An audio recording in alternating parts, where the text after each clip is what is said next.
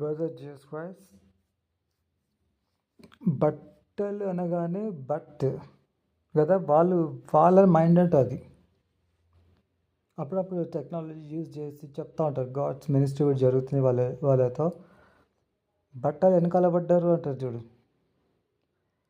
అంటే ఏంటంటే బట్టలు అంటే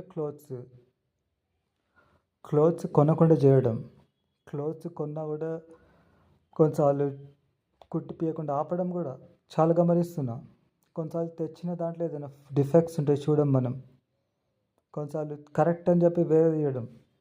అవన్నీ కూడా గమనిస్తున్నాను చాలామంది.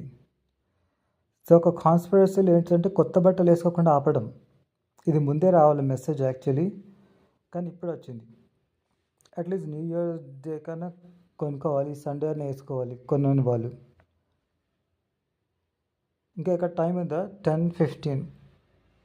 కొనుక్కోండి, ఇంకా టైం ఉందేమో.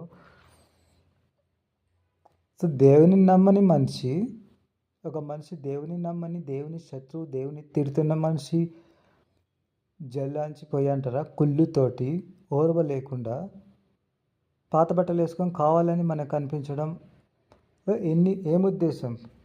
ప్లస్ మన గురించి సంతోషంగా ఫీల్ కాకుండా కుళ్ళు పడుతున్నట్టు, కుళ్ళుతో ఉన్నట్టు మనకు తెలుస్తుంటుంది కొంతమంది.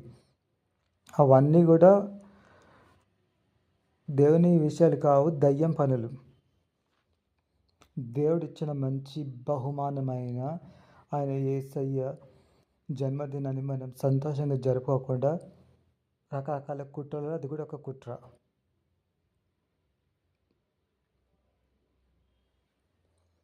చెప్తాను కదా, మన ఫేక్ ఏంటి, ఒరిజినల్స్ మా దగ్గర ఉన్నాయి, ఫేక్ నీ దగ్గర ఉన్నాయి అంటే నువ్వు కాళీ వాళ్ళ దగ్గర ఒరిజినల్స్ లేవు. ఫేక్ సర్టిఫికేట్స్ ఎవరు తయారు చేస్తారు? గవర్నమెంట్ వాళ్ళు చేయరు, ఇల్లీగల్ వాళ్ళు చేస్తారు. సో ఫేక్ అన్నీ కూడా ఇల్లీగల్ వాళ్ళే. దేవుడి దగ్గర ఉన్నాయని ఒరిజినల్స్.